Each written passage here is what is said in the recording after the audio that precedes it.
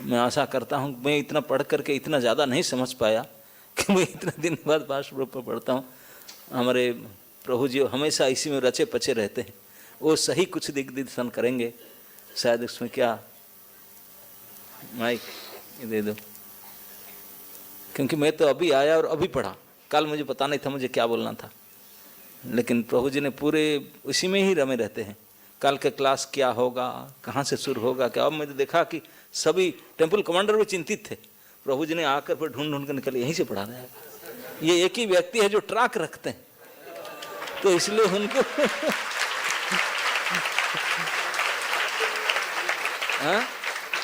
हाँ, तो इसलिए उनको ट्रैक, हमारा क्यों ट्रैक रखे हो, इसलिए हम ध्यान रखते हैं कि नहीं तो हम बाहर ना चले जाए, आउट ऑफ ट्रैक ना हो जाए। तो ट्रैक में रखने के लिए प्रभु जी को छोड़ देते हैं, हमको छोटी खींच करके ट्रैक में रखें।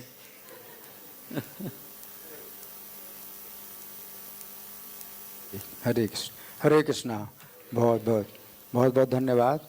तो आज महाराज ने जो पाठ पढ़ के सुनाया, तो उसमें एक बिंदु तो ये है कि प्रभुपाद कह रहे हैं कि ये जो लड़की है तो ये कैसी लड़की है। प्रभुपाद कहते हैं कि ये जो लड़की किस प्रकार की लड़की है, प्रत्येक व्यक्ति को भगवान बताती है। तो भगवान, प्रभुपाद कहते हैं कि अगर प्रत्येक व्यक्ति को ये भगवान बताती है तो ये वेश्या है, ये वेश्या है ना। तो ये वेश्या क्या है, हर व्यक्ति को जो है अपना अगर स्वामी कहे, अपना हर व्यक्ति को पति कहे, तो ये जो है उसका बहुत बड़ा दोष है, ये कोई गुण नहीं है। तो कोई व्यक्ति अगर इस तरह से सोचता है कि हर कोई भगवान है ना, तो ये जो है मतलब भगवान का बहुत बड़ा अपमान है।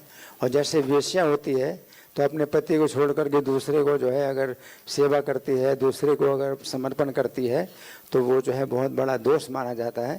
तो प्रभुपाद ने संकेत दिया कि अगर कोई व्यक्ति जो है भगवान को छोड़ करके सबको भगवान अगर मानता है तो ये जो है उसका गुण नहीं माना जाएगा, बल्कि इसका ये दोष माना जाएगा। फिर प्रभुपाद ने भक्ति प्रज्ञान किशोर गोस्वामी के तिरोभाव के अवसर पर जब मंदिर बंद हो गया, उस समय ही अपने शिष्यों को बुलाया और मीटिंग की और अपने संन्यास गुरु के बारे में काफ़ी वर्णन किया और अपना आभार प्रकट किया। तो ये जो है मतलब वैष्णव का एक बहुत बड़ा गुण है कि उसके अंदर कृतज्ञता होती है। वो हमेशा याद रखता है कि किसी ने उसे कुछ दिशा दी, किसी ने कुछ शिक्षा दी, कुछ थोड़ा सा संकेत भी कुछ मिला है, तो वो जो है हमेशा जीवन में वो याद रखता है। तो प्रभुपाद का ये बहुत बड़ा गुण था। तो इसमें सबसे पहले तो वर्णन आता है जो महाराज पढ़ रहे थे कि प्रभुपाद प्रवचन देते देते ही कृष्ण का वर्णन करने लगे। और कृष्ण का वर्णन कर रहे हैं तो वो जहानामा जो देवी थीं तो वो प्रभुपाद की ओर ही देख रही थीं। अब या तो प्रभुपाद जो पीतल के कृष्ण थे तो उनका वर्णन कर रहे हैं कि कैसी धोती पहने हैं या कैसा, और बाल कंधे के ऊपर है कंधे के ऊपर बाल था। मैच नहीं चल रहा है,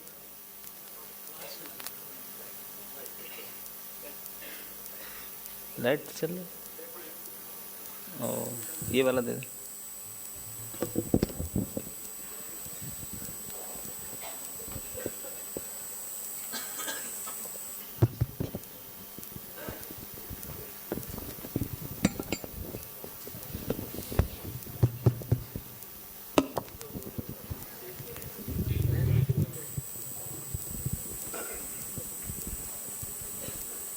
हरे कृष्णा।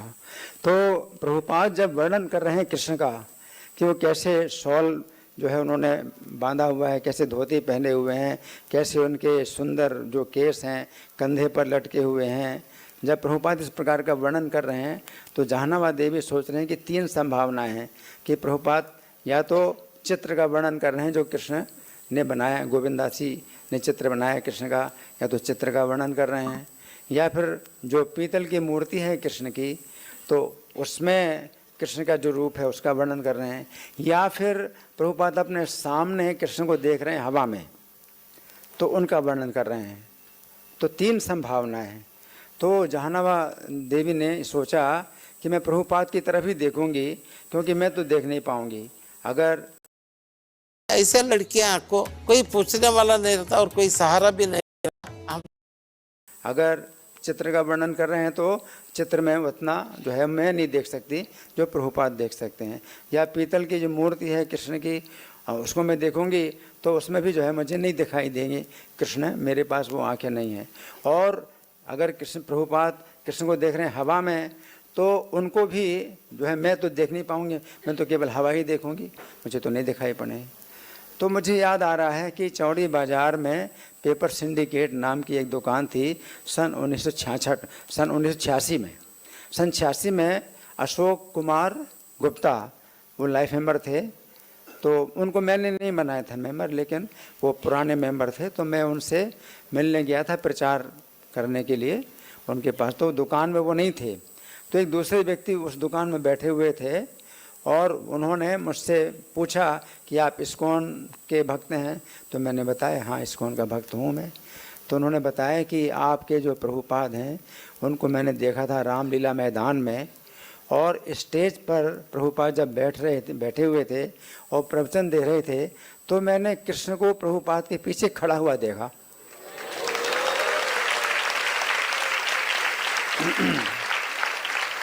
तो प्रभुपाद जो है बैठे हैं और कृष्ण जो है प्रभुपाद के पीछे खड़े हैं।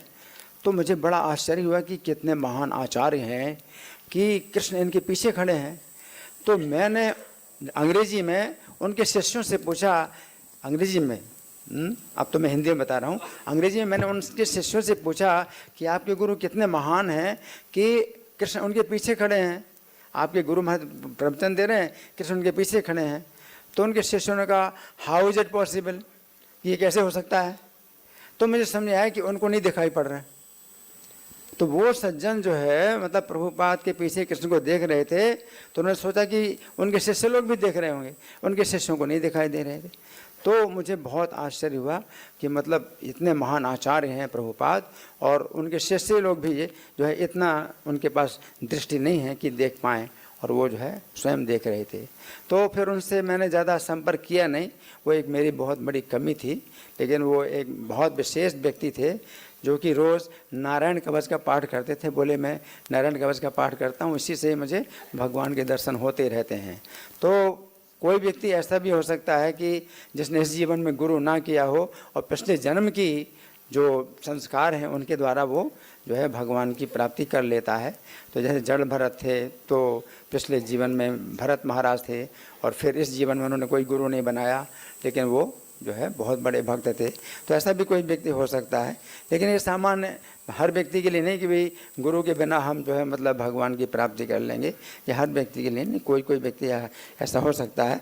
तो मैं इसलिए बता रहा हूँ कि अगर प्रभुपाद कृष्ण का वर्णन ऐसा कर रहे थे कि कितना सुंदर उनका जो है केश विन्यास है और कैसे उनके वस्त्र हैं कैसे हैं, तो प्रभुपाद अगर हवा में देख रहे हैं कृष्ण को तो वो हो सकता है, क्योंकि एक व्यक्ति ने बताया भी कि कृष्ण जो है प्रभुपाद के पीछे खड़े थे। तो इसमें ये वो निश्चित नहीं कर पाए कि प्रभुपाद हवा में देख रहे हैं कृष्ण को या मूर्ति में देख रहे हैं चित्र, या चित्र में देख रहे हैं कृष्ण को। तो ये जो है एक पॉइंट तो ये है।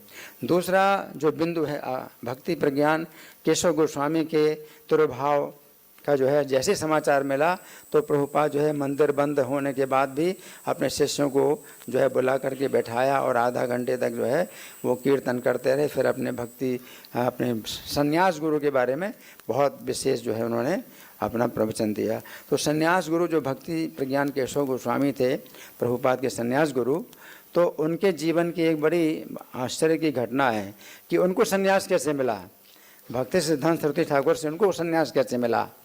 तो जिस समय भक्ति सिद्धांत सरस्वती ठाकुर के जो है बहुत से विरोधी थे और वे उनके ऊपर आक्रमण करना चाहते थे, और कुछ ये पता चला कि मठ में जहाँ भक्ति सिद्धांत सरस्वती ठाकुर ठहरे थे वो आएंगे उनको पीटने के लिए, और बहुत बड़ी संख्या में उनका जो है आगमन होने वाला है। तो उस समय भक्ति प्रज्ञान केशव गोस्वामी उस समय तो ब्रह्मचारी थे, वो सन्यासी नहीं थे। तो उन्होंने अपने गुरु से कहा कि गुरु महाराज आप अपने वस्त्र मुझे दे दीजिए और आप मेरे वस्त्र पहन लीजिए और आप निकल जाइए, और जो मारपीट जो होगी वो मेरी होगी, आपकी रक्षा हो जाए। तो अपने गुरु की रक्षा के लिए उन्होंने गुरु के वस्त्र पहन लिए, सन्यासी के वस्त्र धारण कर लिए, और भक्ति सिद्धांत सरस्वती ठाकुर निकल गए वहाँ से। खैर फिर वो लोग आए नहीं उधर, वो कुछ कारण ऐसा बन गया कि वो लोग नहीं आए मारपीट करने के लिए। लेकिन भक्ति सिद्धांत सरस्वती ठाकुर के पास फिर जब ये पहुँचे तो अब इन्होंने कहा कि गुरु महाराज, अब ये मैंने आपके जो कपड़े पहने हैं अब ये मैं उतारता हूँ, लेकिन मैं आपको तो अब नहीं पहना सकता, आप तो नहीं पहन सकते इनको। तो भक्ति सिद्धांत सरस्वती ठाकुर ने कहा कि नहीं, अब ये मैंने अपने कपड़े तुमको दे दिए, तुम्हारा संन्यास हो गया।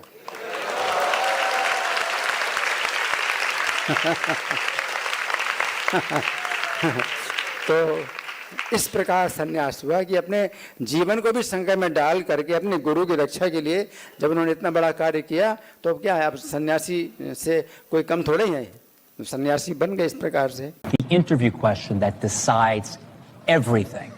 Chat. उन्होंने इतना बड़ा कार्य किया, तो अब क्या है, अब सन्यासी से कोई कम थोड़े ही है, सन्यासी बन गए इस प्रकार से, है ना।